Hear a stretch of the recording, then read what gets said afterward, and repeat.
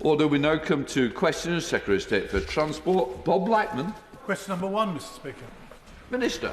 Mr Speaker, as Maritime Minister, can I pay tribute to John Prescott for both his life at sea and for introducing the tonnage tax back in 2000 as Secretary of State for Transport, which secured the UK's position as a world leader in maritime services and trained a new generation of seafarers. We continue to work collaboratively with the City Hall, Transport for London and other mayors on long-term transport plans providing lasting benefits for the public and economy. Bob Blackman. Thank you, Mr Speaker. And I join with the Minister in expressing my sympathy to John Prescott's family. He'll be dearly missed, I'm sure, across the House, and particularly in the other place. Mr Speaker, the last Conservative government allocated £6.6 billion to subsidise the work of Transport for London, particularly to subsidise the fare box during the pandemic. I understand from the budget that the Chancellor allocated £485 million to TfL, but the figure may include £220 million that's already been announced to finance the Elizabeth Line trains. If that's discounted, then it leaves £265 million. Now, can the Minister there confirm that the position is that the government have suspended the de facto right of the Mayor to freeze fares, and they are requiring an inflation-busting 4.6% rise in fares in London? It is a devolved matter, as the member said. As the budget, we announced £485 million in capital funding for Transport for London, and shortly afterwards, local Transport Minister and the Deputy Mayor met to discuss this. This is a matter for Transport for London. I'm sure the honourable member has a first-class relationship with the Mayor, and I'm sure he will press him on it. Richard Baker.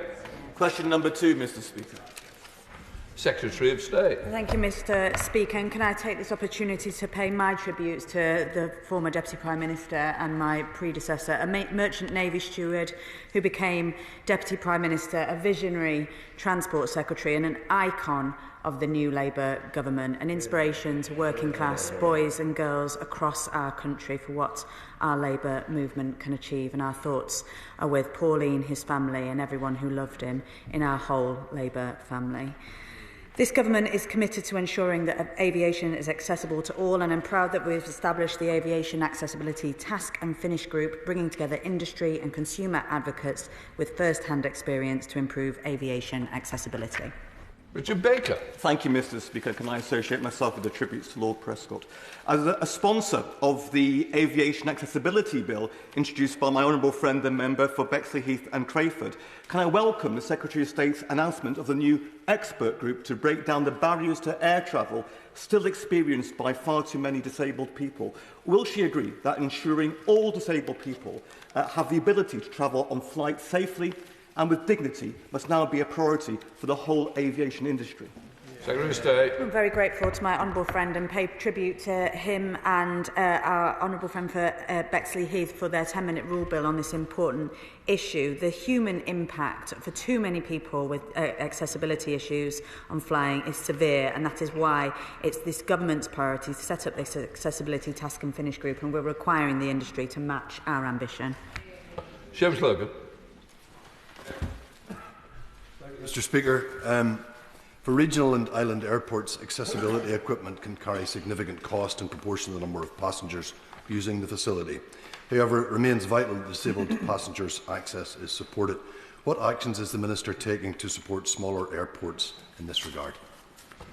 Secretary of State. The airports are represented in the Accessibility Task and Finish Group through their trade association, Airports UK, and both large and small airports are represented individually as well. We'll be working closely with the industry to look at what voluntary measures can be adopted as we also consider enforcement powers for the CAA.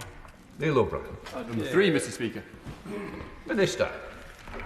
The electrification of the remainder of the route to Nottingham and Sheffield via Derby, the Midland mainline electrification programme, is in development and is currently planned to be completed by the early 2030s, subject to business case approvals and wider affordability considerations. Neil O'Brien. Mr Speaker, it's marvellous that we've now got the electric wires energised up through Market Harbour to Wigston. We're really looking forward to our electric trains arriving next year. Even better that we've got Spy and Cop Bridge staying open.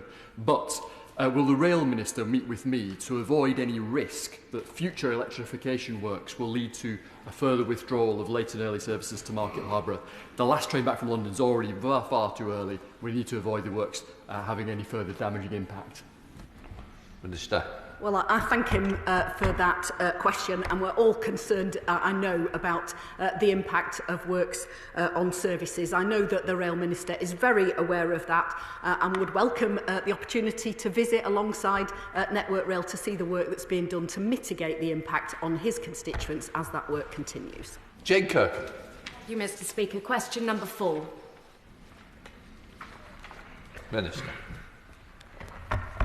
This government is empowering every community to take back control of their local bus services.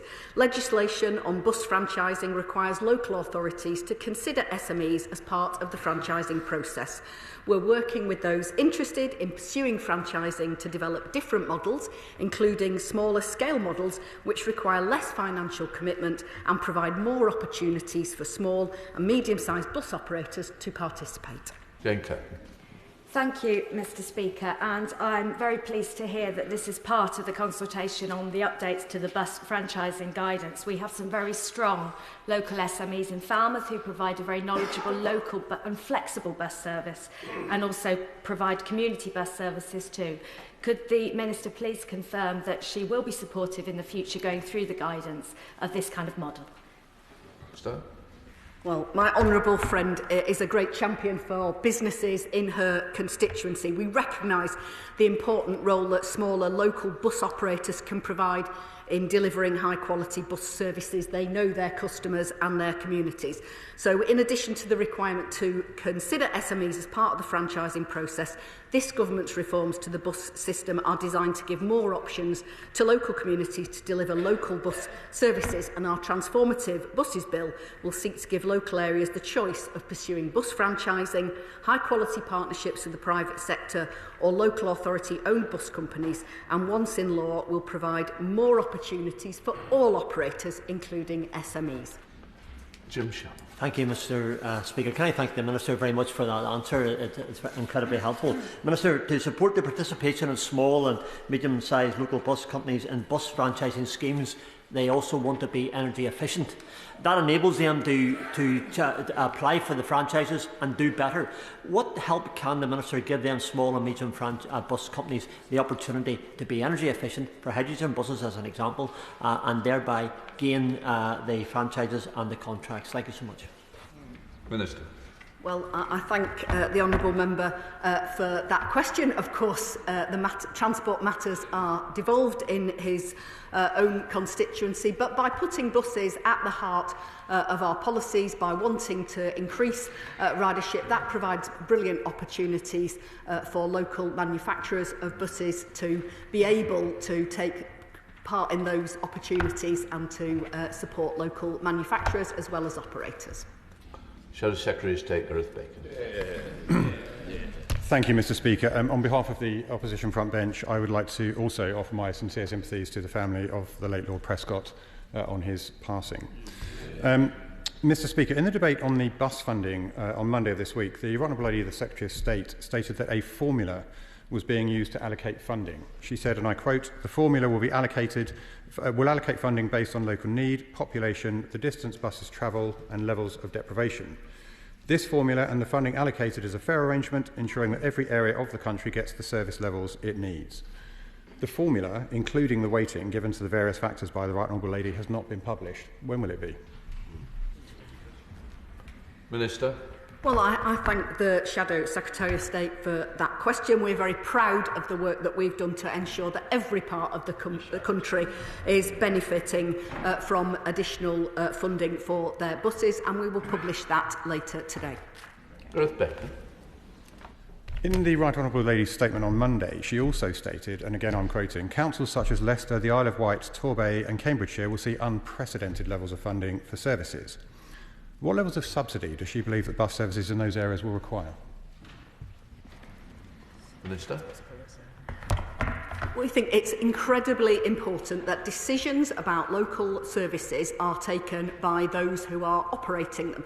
And that's why not only have we provided substantial levels of funding, £1 billion announced in the budget and the allocations set out on Monday, but we are also providing local transport authorities with the powers that they need to provide the services that local communities want and deserve. Yeah. Mike Martin. Thank you, Mr. Speaker. Question number 5. Minister. The government knows how important local bus services are in providing access to education. We have set out an ambitious programme of reform to empower local leaders to improve services for passengers, including through the introduction of the Buses Bill to ensure that they better reflect the needs of local communities. Hi, Martin. Thank you, Mr. Speaker, and I'd also like to associate myself with the remarks about Lord Prescott. In my constituency of Tunbridge Wells, a group of parents have told me about the difficulties that their children have getting to Skinner's Kent Academy. You can either get the number 2 or the number 297, and the first one gets the children to school 90 minutes early, where they have to wait by the side of a busy road in the cold and the dark, and the latter gets them there 50 minutes late. Over a school year, that is 50 hours of education. So Kent was given 23 million. Beyond giving the money, what will the Department of Transport be doing to ensure that this money increases the frequency of services so that children can actually get to school on time? I think another adjournment needed. Well, Mr. Speaker, I don't know the particular details of the number 2 or the 297.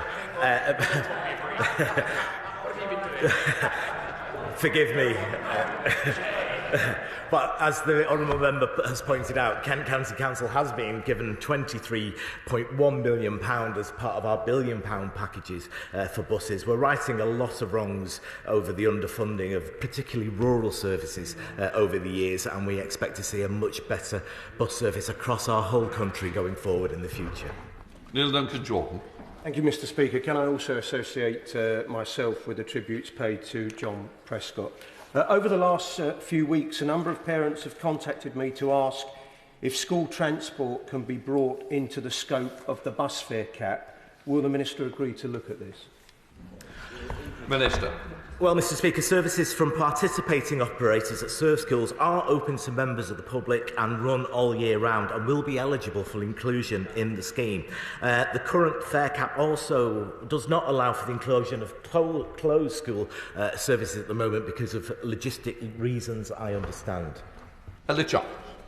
Mr. Speaker, on Monday in the debate on bus services, I asked the Secretary of State about extending concessionary travel to children and young people. The Secretary of State's response was to suggest that MPs should talk to their individual local authorities about this, but this is not the approach we take to concessionary travel for pensioners. I've just had contact from somebody who can't afford to go to college, aged over 16, because it would cost £1,500 per year and her family just can't pay that. So is it not the case that concessionary bus travel for children and young people should be extended on a national basis rather than a postcode lottery? Minister. Well, as a former school teacher, I know how important education is and children getting to education. Those bus services provide vital lines. That's why we have put £1 billion into our bus services network, and I really do suggest that local services, as mine in the B network in Greater Manchester, have used their resource to improve access to education for young people. Mr. Strafford. Rural communities in towns and villages like Holwell, in my constituency, which I visited last week, often depend on buses for their day-to-day life and getting their children to school. But all too often, the reliability of these services make it increasingly hard for families to depend on them. What new powers and funding will this government be giving transport authorities like Hertfordshire and Central Bedfordshire to make sure they can get buses from my communities back on track? Minister. Well, like our rail services, they depend on punctuality, and our bus services have not been up to scratch with the vast underfunding that they've had over the past few years. We are hoping that this £995 million investment in our buses will give local communities the powers they need and to hold operators to account on the punctuality of those buses so that our young people can get to their colleges and schools on time. Parliamentary. Question 6, please, Mr. Speaker. Mr Speaker, with your permission, I'd like to group this question with questions 10, 16 and 21.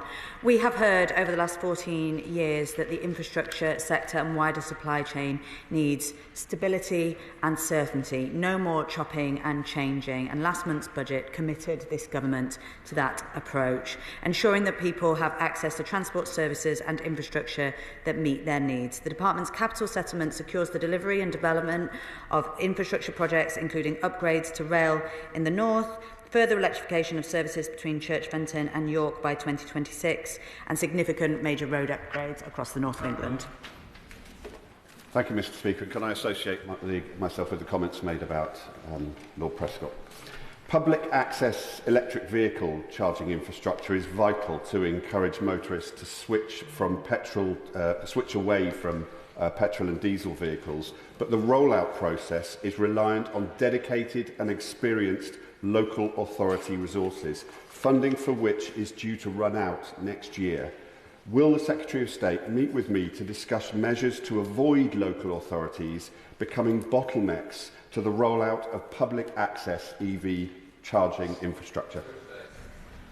I'm very grateful. The Honourable Gentleman makes a very important point, and our manifesto was clear that we're committed to accelerating the electric vehicle charge point rollout, and particularly to addressing the inequity across the country. I fully recognise the importance of local authorities in achieving this, and at the budget we announced over £200 million of investment in charging for 25-26, including that important support for local authorities. I'm sure my honourable friend, the Minister for the Future of Roads, would be happy to meet with him. Jane Craft. Thank you, Mr Speaker. The Dartford crossing linking Essex and Kent is a key piece of transport infrastructure in my constituency. However, since moving to a new charging system last year, there have been serious failings in the administration of the Dart charge. Problems include credit not being carried over from the old system, cars have incorrectly been charged, accounts have been closed in error, and in one particularly egregious example, one of my constituents was told she owed £8,000 by an enforcement agency standing on her doorstep. I thank the Secretary of State for her attention on this matter and ask if she could update on the steps her department is taking to resolve this matter. Well, I'm very grateful to my honourable friend for raising this important issue. I have received several representations about the impact this has been having on drivers across the Dartford crossing, and it's essential that when errors do occur, they're cleared up quickly and with compassion for those affected. I expect National Highways to work with its service providers at the Dartford crossing to ensure this happens, and my honourable friend, the Minister, has been holding them to account. My officials are continuing to work with them to drive down incorrect PCNs and provide much better support to customers. Thank you, Mr Speaker. The Labour mayors Andy Burnham and Richard Parker are developing proposals for a new rail link between Birmingham and Manchester. Can I ask what engagement has the department had with the mayors and investors in relation to this project? And does my honourable friend agree with me that as a key transport hub, Crewe must be at the heart of any future rail infrastructure connecting the North and the Midlands? I'm very grateful to my honourable friend who has consistently stood up for Crewe in the wake of the cancellation of HS2, and Crewe was particularly badly hit by that announcement. I was pleased to meet with Mayors Burnham and Parker just this week to discuss their proposals for addressing the capacity and connectivity issues north of Birmingham, and I'll continue to engage with all relevant stakeholders on this topic. Councillor Fuchs. Thank you, Mr Speaker. I welcome the Government's recommitment to improving public transport and rail infrastructure across Britain. In Monmouthshire, we are eagerly awaiting the innovative Magor Walkway station, which will reduce M4 congestion, improve public transport and, most importantly, help us in our mission to bring economic growth and boosting the economy locally. Will the Secretary of State commit to working with me and Welsh ministers to deliver the 5 burned stations, including the Magor Walkway, and will you meet with me to discuss progress? Secretary of State. I'm very grateful. I'm familiar with Lord Byrne's recommendations for new stations in South Wales to relieve congestion on the M4 motorway, and I'm in discussion with my right honourable friend, the Secretary of State for Wales, and with Welsh ministers on these proposals. I'll be more than happy to discuss progress with my honourable friend. She's done that. Thank you, Mr Speaker. Can I thank the Secretary of State for agreeing to meet with me and the honourable member for Westmorland and Lonsdale about the A66. Now, whilst there is a strong economic case for dualling, what concerns me most are the road safety considerations. As she will know, 12 people tragically lost their lives on the road last year. I recently met with constituents in Ravensworth who live near one of the single carriageway sections of the road. They live daily with these fears. So could she just reassure them that she and her team will take road safety considerations uppermost in their mind as they think about the future of the A66? Well, the former Prime Minister managed to get 2 questions in because he did his first behind the chair earlier. I'm more than happy to meet with him to discuss the A66, which we are considering as that crucial northern Transpennine connectivity. But I can reassure him that we take road safety very seriously and this particular section of road, and we're in the process of developing the first road safety strategy in more than a decade. Mr. Speaker, Bath's Council is currently consulting on creating 6.2 kilometres of cycle routes. The recent increase in 100 million funding of the Active Travel Fund is welcome, but what councils need is long-term funding. Can the Secretary of State commit really to a long-term funding of the active travel plans? The Honourable Lady is absolutely right, and we were pleased to overturn the previous government's cuts to Active Travel England, ensuring that they can help authorities like Bath skill up with capability and capacity and deliver those important active travel routes. As we look towards the spending review, the second phase of the spending review, the ambition is absolutely to move to those multi-year settlements to deliver that important consistency and stability for local authorities. Thank you very much, Mr. Speaker. Can I thank the Roads Minister for meeting the member for Salisbury and myself last week to discuss the future of the A303, but also the north-south routes through Wiltshire, which are clogged with HGV traffic on these village roads. Seeing as the government has scrapped the Stonehenge Tunnel, saving billions of pounds, can I implore the Minister, as she considers the road investment strategy for next year, to think about mitigation for the traffic problems that we have in Wiltshire? It is really unsustainable, and we've been waiting for years for improvements. Please, could that be considered as part of the next RIS? Well, I'm very grateful to the Honourable Gentleman's question, and as he'll be aware, the Minister has already asked National Highways to meet with him and his colleagues to discuss these important issues. We'll be placing statutory duties and stretching freight targets on Great British Railways in order to encourage freight off the roads and onto the railways, but we're absolutely considering the specific congestion issues in the South West as we look towards the road investment strategy. Bit of fortune. Thank you, Mr. Speaker. An increasing amount of Transport for London's funding comes from punitive taxes on motorists, such as mine in the constituency of Bromley and Biggin Hill. Given reports that the Mayor of London was actively planning to charge drivers up to 60p a mile to drive, will she take this opportunity to discourage him from introducing paper mile road user charging across Greater London? I'm sure he's fully aware that the Mayor has repeatedly made clear he has no plans to act on road user charging.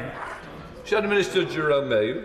Thank you, Mr. Speaker. Mr. Speaker, we're all going to miss John Prescott. He was a titan of our politics and a man not afraid to come out swinging for what he believed in.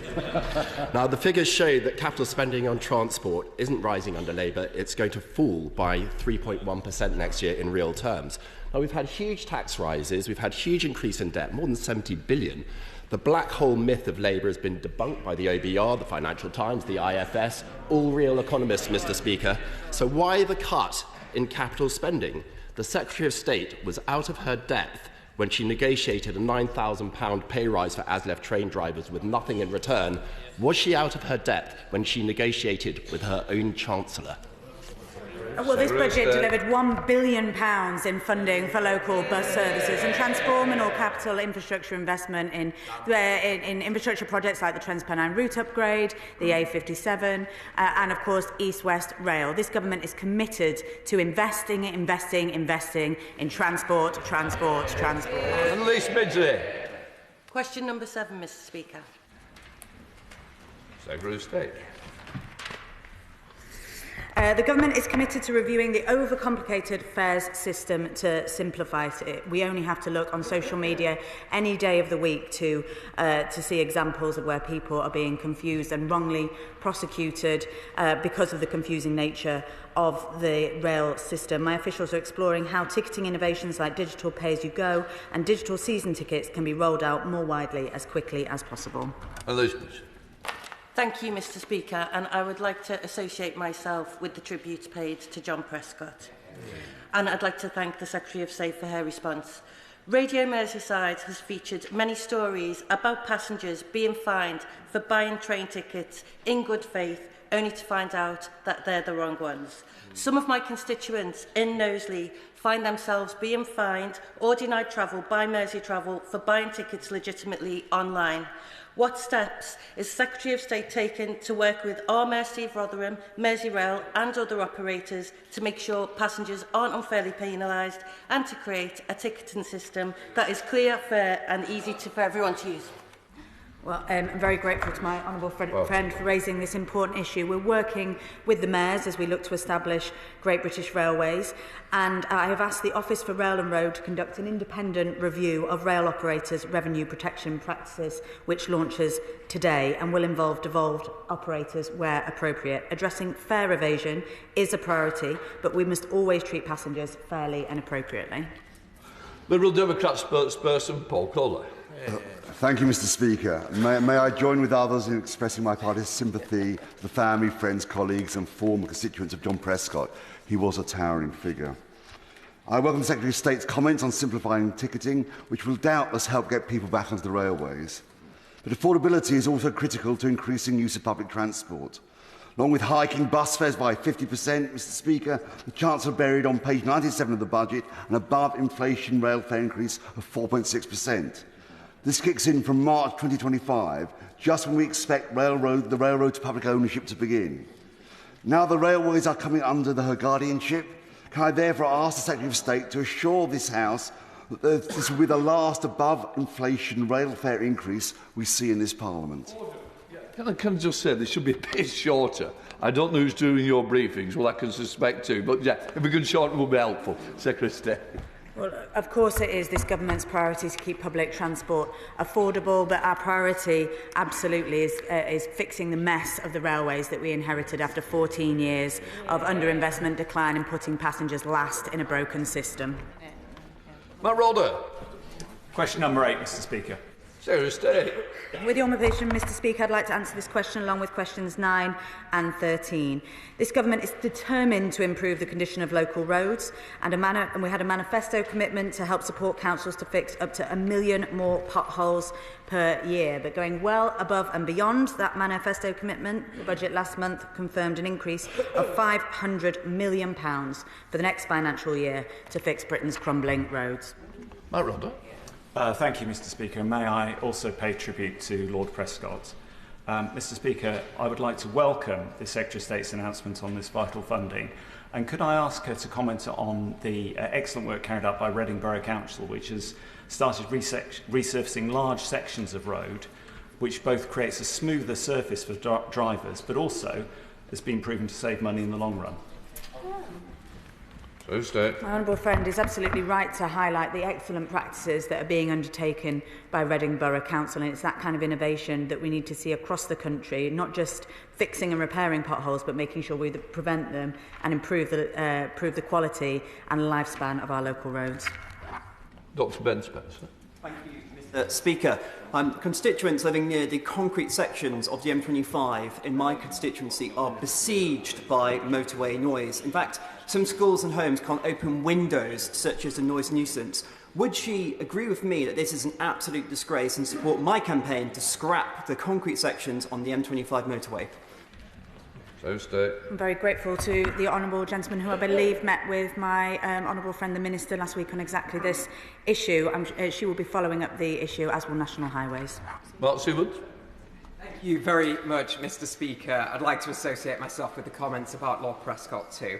I'm very grateful for the Secretary of State's answers on local roads. The roads in Leeds South West and Moray are in a dire state. Asquith Avenue has been compared to the surface of the moon. Commuters in Farnley, Wortley, Morley, Tingley have to dodge potholes every day, and even the more rural areas of my constituency around Ardsley and Robin Hood are suffering the same fate. So what reassurances can the Secretary of State give us today, give my constituents today, that these roads will be improved, and when can they expect the improvements to take place? Well, the honourable gentleman is absolutely right. Potholes and poor road conditions are a menace which make our roads less safe and have been saddling drivers with costly repairs. The £500 million uplift will be available in 25-26 and we'll be announcing the allocations, including for West Yorkshire, shortly. Rachel Taylor. Thank you, Mr Speaker. I'd also like to pay tribute to Lord Prescott. Nearly 20% of my constituents work in the vitally important freight and logistics sector, yet the industry continues to pick up the bill for Warwickshire County Council's failure to fix my constituents' pothole-riddled roads. Now that the Government has provided a £500 million increase to fix potholes, does the Minister agree with me that the Council must now take action to tackle the scourge of potholes that are causing untold damage to my constituents' cars, trucks and lorries? Yeah. Secretary. Well, my honourable friend is absolutely right. It is local authorities responsible for the state of their local roads, but with this a significant uplift for 25-26, we would expect them to ensure that that is a priority and that they tackle the state of the local roads that are affecting her constituents so badly. Thank you, Mr Speaker. John Prescott was a towering figure in politics of the Humber region, and I associate myself with the words of sympathy to his family. Mr Speaker, local roads in my constituency are under greater pressure because traffic from the A180 is continually being transferred onto the local roads whilst the A180 is patched up.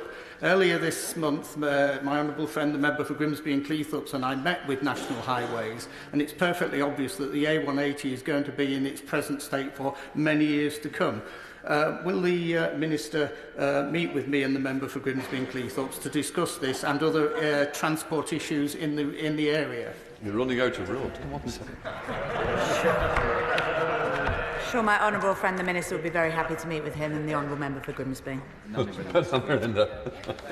Speaker, the safety and condition of our roads is hugely dependent on those who drive on it, but too many vehicles illegally use our roads without tax, without keeper details registered with the DVLA and without their MOT. But thank you to Jamie from Seven Sisters Garage for sorting my MOT out last week. Will the Minister meet with industry experts like Eastbourne's very own Alan Wood of the National Persistent Evader Database, MPED, to discuss their solutions to tackling this problem and making our roads safer? Well, I'm very grateful to the honourable gentleman for that important point, and I have met with DVSA to talk about their important enforcement work in this area. These kind of measures will absolutely be considered as part of our development of our road safety strategy, and we'll be working closely with stakeholders exactly like the Minister mentioned. Shadow Minister Greg Smith. Yeah. Thank you, Mr Speaker. I associate myself with the tributes paid to Lord Prescott. Talking of pothole repairs and road resurfacing, the director of the RAC, Steve Gooding, has said, the long-term solution is a long-term funding settlement for councils so they can finally get on top of what has been a perennial problem. But councils, well, they might laugh, Mr Speaker, but actually our councils who actually have to do the work in repairing our roads don't actually know how much money they're getting from the much-trumpeted $500 million. So when will our councils actually get their allocations? Well, as I've said, the $500 million is available for 25-26, and those allocations will be announced shortly. Mr Speaker, the brass neck on those benches never ceases to... Right, Greg Smith. I'm just trying to get answers for our councils, Mr Speaker. And of course, it was actually the previous government that committed £8.3 billion to road repairs using money from the rightly cancelled sections of HS2. Back in May, Labour, when in opposition, were trying to claim a backlog of over £16 billion in road repairs. Now they're just trumpeting £500 million. It's not actually enough, is it? Yeah. Well, I'm grateful the honourable gentleman has recognised the appalling state of our local roads and the appalling backlog that we have inherited. The significant uplift that allocated to next year will start to turn the page on 14 years of decline, but of course it can't be achieved overnight. Lilian. Question number 11, please. Thank you, Mr Speaker.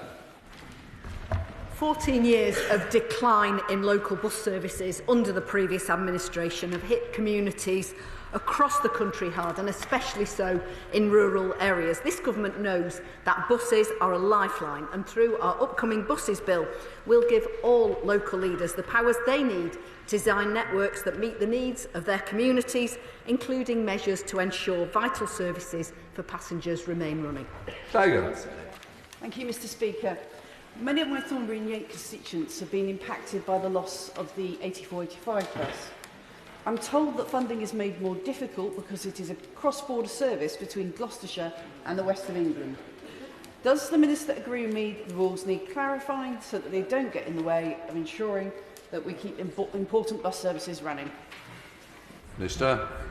Well, I absolutely recognise the concern that she raises when those vital local bus services are lost, and that's why in the forthcoming Buses Bill we'll explore a local network management measure which will give local transport authorities the power to ensure that any proposed cuts to local networks are only made when absolutely necessary, thus protecting people like her constituents who relied on that vital bus service. Chris Block. Mr. Speaker, for recognising my half-bob there. May I first add my thoughts to Lord Prescott's family. He was one of the first politicians I met as a young student and suddenly made an impression. May I congratulate the Secretary of State and the Minister for the £9.3 million investment into buses in Worcestershire, as someone who represents a rural constituency of people who've not been able to get to work, not been able to get to health services, not be able to stay in connection with friends and family. That money will make a real difference to their lives. Minister. Well, my honourable friend is absolutely right to speak up for his constituents in Worcestershire and the difference that the funding that this government is providing will make to ensuring that they have the connections that for too long were cut off under the previous government. Andrew Cooper. Question number 12, Mr. Speaker. Minister. Ensuring rail services and facilities are accessible to all is a core principle of our plan to fix Britain's broken rail system. The Department is carefully considering the best approach to station accessibility and recognises the huge social and economic benefits this brings to communities. MPs and stakeholders will be updated in due course. Thank you, Mr. Speaker. After Northwich Station collapsed in 2021, an Access for All application was submitted with the support of local partners to add step-free access to the Chester-bound platform. Unfortunately, the opportunity was missed by the last government, and the station has been rebuilt without these accessibility improvements. I welcome the inclusion of improving accessibility as part of Great British Railway's mandate, but can my honourable friend tell me what steps can be taken in the meantime to ensure stations like Northwich can see improvements whilst we wait for GBR to get up and running? Minister. Well, firstly, Mr. Speaker, I'd like to thank the honourable member for picking up the baton on Northwich Station. It was a terrible situation, as we all remember, at the time with the canopy collapsing. This government is committed to improving the accessibility of the railway and recognises the huge social and economic benefits. The Access for All programme will deliver 32 step-free stations this financial year, the most since the programme started. Anyone unable to use your station in the meantime can book alternative transport at no additional cost with the operator. Van Meera. The Secretary of State for Transport, Lord Hendy, and officials continue working closely with Chiltern Railways to support delivery of an improved passenger experience. To reduce crowding, Chiltern periodically adjusts its timetable, responding to passenger demand, and is exploring options to procure additional trains to relieve crowding whilst ensuring value for money for the taxpayer. Van Meera. Thank you, Mr. Speaker. Haddenham and Thame train station is a key transport hub for my residents who commute regularly to London. However, constituents face overcrowded trains, with some even reporting fainting on hot, stuffy trains. I understand that Chiltern Railways has an active business case with the Department for Transport. Will the Minister, as a matter of priority, approve the replacement trains and carriages that they are requesting? Sir? Well, I thank him for that question and on behalf of those people who are travelling on Chiltern Railways. The Rail Minister has assured me that the cascaded rolling stock is under active consideration in the Department, and we will complete the process as soon as possible. John Morrow. Minister. I thank my honourable friend for that question. She's a great champion for her city. It is the responsibility of Newcastle City Council to manage the bridge restoration project, but we would encourage them to do all they can to ensure that the restoration of this iconic bridge is completed in time for its centenary celebrations. John Moray. Thank you, Mr Speaker. And as the Chair of the All-Party Parliamentary Group for Jazz, I just want to add to the many tributes paid to the great Lord Prescott that he was a champion and jazz lover, as well. And I do hope that the Minister will be able to join us on the restored Tyne Bridge for its centenary celebrations in 2028. However, she may be aware that an uplift to funding announced under the previous government for the restoration has not yet materialised, and inflation and issues uncovered during the project have led to a rise in costs. Could she confirm to me that the difficult decisions this government has made means that that uplift in funding is available for the fully restored Tyne Bridge?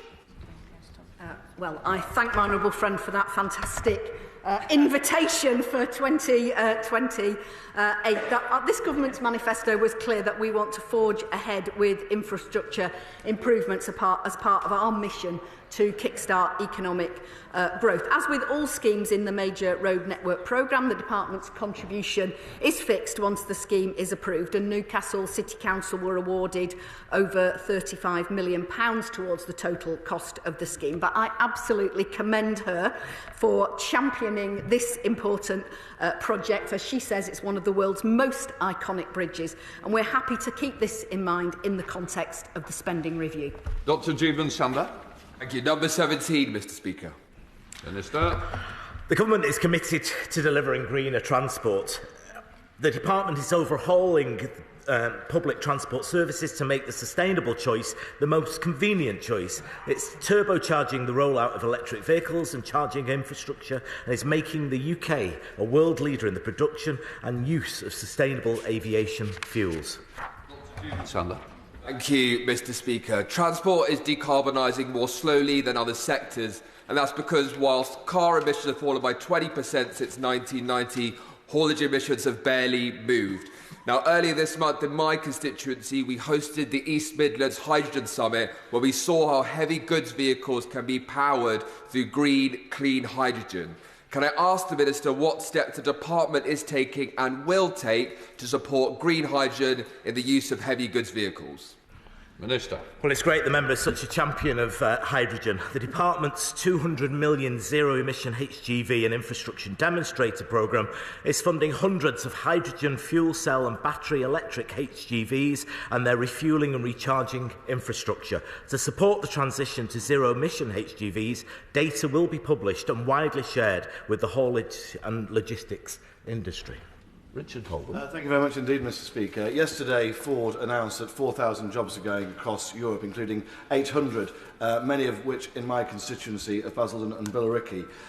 The real concern there, Mr Speaker, is because of the lack of take-up of electric vehicles, because the government isn't providing a clear enough long-term support.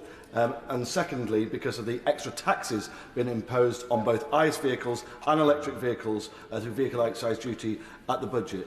Would the Minister meet with me and other affected MPs to see what can be done to address these important issues affecting workers in our constituencies? The honourable member is right to raise, as the Secretary of State did meet with Ford yesterday, Mr Speaker. We understand that this is a concerning time for workers at Ford, especially as it's a significant player in the UK's automotive industry. We did commit £200 million in the budget for this area of work, and we hope to alleviate this situation as soon as humanly possible. Joe Southwell. Question 18, please, Mr Speaker. In the budget, the government confirmed over £1 billion of funding to support bus services, an additional £200 million for eligible mayors, over £650 million for local transport outside the city regions, a £500 million increase in local highways maintenance, and £485 million for Transport for London, which includes funding for rolling stock on the Piccadilly and Elizabeth lines. Southwell. Thank you, Mr Speaker. And can I also associate myself with the tributes paid to the late Lord Prescott? I commend the government's initiatives to increase connectivity across London. For example, the new zero-emission buses, making public transport so much more convenient and greener. Nearly half of my constituents in Ilford South travel by public transport. What support is the Secretary of State providing to the Mayor of London and TfL in particular to ensure that my constituents in Ilford South can continue to commute to work? Secretary. I'm very grateful to my honourable friend and for his championing of his constituents' ability to be able to commute affordably and reliably.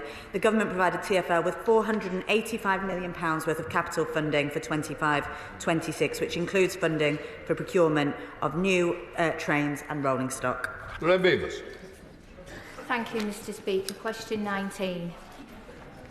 Secretary. For too long, poor performance and connectivity, particularly across the north of England, has been tolerated. That is why one of my top 5 priorities across transport is improving performance on the railways and driving forward reform. The budget confirmed significant investment in rail enhancement, such as Transpennine route upgrade, and we're committed to improving connectivity in addition to our work to improving our overall network. Thank you, Mr Speaker. I would also like to send my condolences to John Prescott's family. The town of Fleetwood and Thornton in my constituency has suffered from poor transport connections for many years. Will the Minister update the House on the status of the funds to improve rail links across the country? And will the Minister meet with me to discuss ways to improve transport connections into and out of Thornton and Fleetwood? Thank you. I'm very grateful to my honourable friend who is a champion for her constituency. We confirmed significant investment in rail enhancements across the country in the budget, but as we look to the second phase of the spending review, we'll be setting out the long-term infrastructure strategy. On Fleetwood in particular, I'm sure that the local Transport Minister would be happy to meet with my honourable friend to discuss this particular transport needs of her constituency in her. Thank you, Mr Speaker. At the last Transport Questions on the 10th of October, I asked the Transport Secretary to confirm the status of the ring-fence funding for Aldridge train station. She promised to reply in writing. I followed this up with a letter. To date, Mr Speaker, I've received no response. So I do believe that people of Aldridge deserve to know what's happened to the £30 million that has been awarded to us for our new train station. Can you tell us where it is, please? I sincerely apologise to the honourable lady and we'll make sure that she receives that letter today. We come to topicals. Martin Wrigley. Thank you, Mr Speaker. The storm in 2014 broke the... Number 1, please. Mr Speaker, moving fast and fixing things is a promise, not a soundbite. Yesterday, the landmark public ownership bill completed its passage through this place and now awaits royal assent. This is a significant milestone, bringing the railways back into public hands, restoring trust after years of fragmentation and renewing a promise to passengers that the railways can work better for them. At the same time, we're tackling rail performance now. LNER and TPE cancellations are down. I've tasked the Office for Rail and Road with reviewing ticket enforcement. On roads, this government's £500 million boost for local highways next year will support local leaders to fix up to 1 million more potholes per year, delivering on our manifesto pledge. On top of this, we're delivering transformative investment in infrastructure that connects our great cities and towns. This government is delivering transport enhancements that drive growth, improve lives and connect every corner of the country. Martin Wrigley. Thank you, Mr Speaker. The storm in 2014 broke the Dawlish seawall, collapsed the cliffs and blocked the South West mainline for months. Will the Secretary of State assure us that the crucial Rail Resilience Programme final phase will be funded so that Network Rail keep the project alive and not halted in its tracks? Well, as we look to settling Network Rail's CP7, of course that will be a major consideration in the next funding settlement. Ashley Dalton. Mr Speaker. Earlier this year, the Prime Minister committed to working with Metro mayors on improving rail links between Manchester and Liverpool. Skelmersdale, in my constituency, is a town of 40,000 people, slap bang between those two great cities, and does not have a train station. Can the Minister tell me what measures in the budget will help support transport links for my constituents, and will the Minister meet with me to discuss rail links and a train station for Skem? Very grateful to my honourable friend. The budget committed significant funding both for mayoral areas but also those that are not covered by MCAs through the local transport fund, and crucially new powers will be delivered to those areas to ensure they can take back control of their local public transport services. Of course, I'd be delighted to meet with my honourable friend to discuss this further. Shall the Secretary take her oath, Bacon? Mr Speaker, Greater London is the most heavily populated and most economically active area in the whole country. It also has the highest level of bus use, and in the last financial year, the level of bus subsidy in London amounted to £646 million. And in the Right Honourable Lady's statement on Monday, of the £1 billion of funding that she indicated, £700 million is going to be spent on producing bus planning documents and only £243 million going to bus services. Mr Speaker, this won't touch the sides, will it? Isn't the truth that far from being generational reform, this is just publicly funded window dressing? Yeah, quite right. The way the previous government approached bus service improvement plans was to force local authorities to waste money on developing those plans. This money is going directly to authorities to make sure it's delivered on public services. Public transport is a public service and it should always be funded. Thank you, Mr Speaker. John Prescott was a good friend. Condolences go to his wife Pauline and his family and friends. Northumberland's biggest town, Blythe, is in desperate need of a relief route. Has been much promised by the previous government. A plan was submitted before the general election in 2024. Can the Minister update the House on that plan's progress? Minister. Well, like the honourable gentleman, we're all thinking of Lord Prescott and his family today. My officials have had meetings with Northumberland County Council who are working to strengthen the case and provide further analytical work before the scheme can be fully appraised. I'll be very happy to update my honourable friend on those discussions when I'm able to do so. Liberal Democrat spokesperson Paul Collar.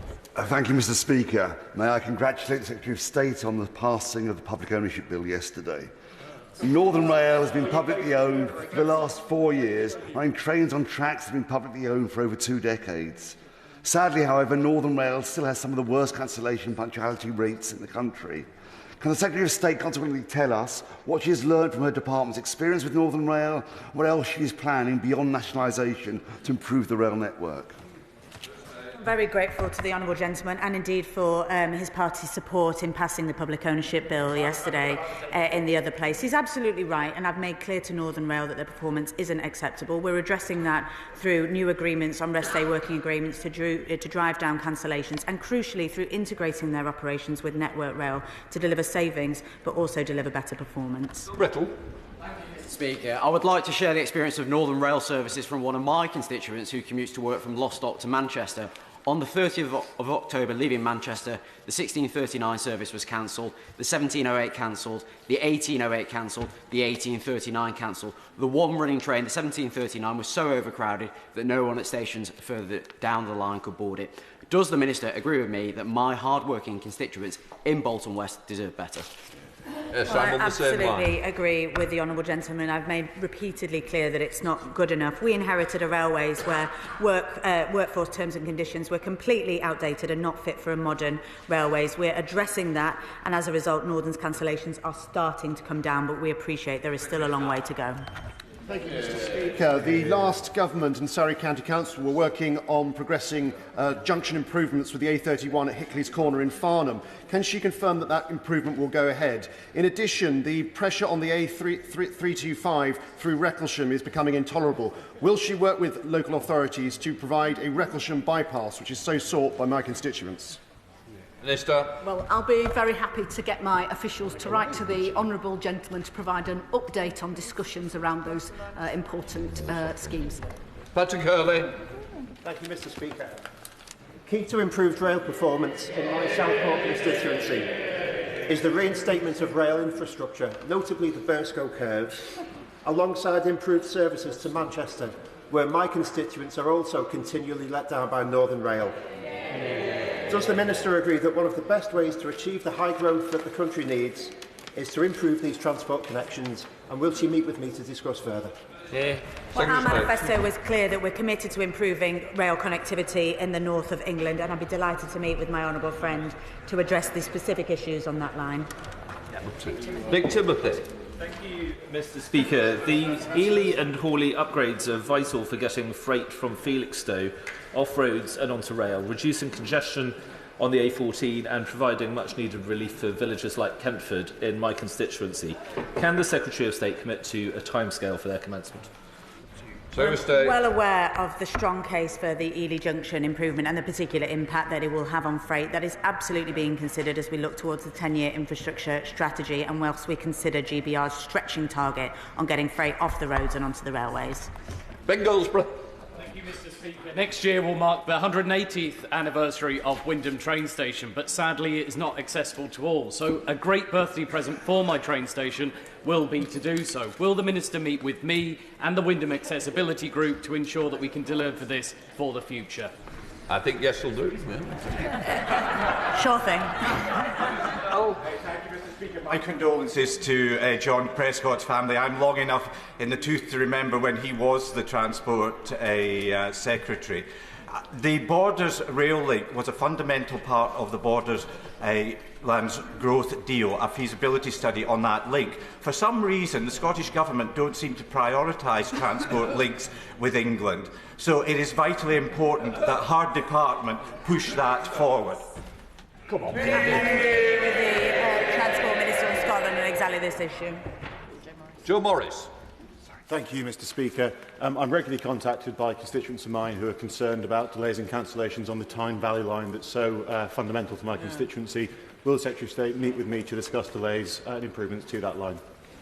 I'm very grateful, and he's absolutely right that Northern Rail services on that line are very poor, and that's exactly what we're addressing through continued negotiation and rest day working agreements. My honourable friend, the Rail Minister, will be happy to meet with him. Ben Maguire. Thank you, Mr. Speaker. We've just seen the third fatality in 6 months at the Plusher Junction in my constituency of North Cornwall. How many more lives will be lost before her department, National Highways and Cornwall Council finally plan to implement a flyover at this accident black spot? The honourable gentleman is absolutely right to raise that. We are developing the first road safety strategy in this country in over 10 years, and it's exactly improvements in infrastructure like that that will be considered under that plan. Jacob Collier. Thank you, Mr. Speaker. Branston Bridge in my constituency is falling down. This is on a main route in and out of Burton and Branston, and it was confirmed yesterday it will be closed to vehicles for safety reasons. This is causing significant distress to residents, local businesses and commuters. Will the Minister work further with me and others so that we can solve this problem? Of course, I recognise Branston Bridge is a vital part of Staffordshire County Council's road network, linking communities and businesses in his constituency. In addition to the £500 million maintenance funding the Chancellor announced in the budget, also £650 million of transport funding outside city regions next year, and full detail on how that funding will be allocated will be confirmed in due course. Thank you, Mr. Speaker. Several key roads in my constituency of Woking are either closed or partially closed by utility companies doing roadworks, where they're increasingly getting around road permits by declaring an emergency. Will the Minister agree to look into this to ensure that utility companies only use emergency powers where it's absolutely necessary? Minister. Well, the honourable member raises a really important point about the disruption of roadworks, and we're absolutely committed to looking to ensure that we mitigate those problems and deal with them exactly as he says. Richard Ball, final question. Thank you, Mr. Speaker, and I'd like to associate myself with the comments made about Lord Prescott, a true working-class hero. Constituents regularly tell me the number 57 bus that connects Stocksbridge to Sheffield is often delayed and doesn't always stop even when the bus stops are busy. Can the Minister confirm the funding she announced this week will provide reliable and affordable bus routes connecting our rural and urban communities in Penistone and Stocksbridge? Well, I'm very grateful to my honourable friend and colleague in Sheffield. I'm well aware of that bus route and can confirm that the £18 million settlement to South Yorkshire will deliver better services, more reliable, more frequent for the good people of Sheffield. Right, we now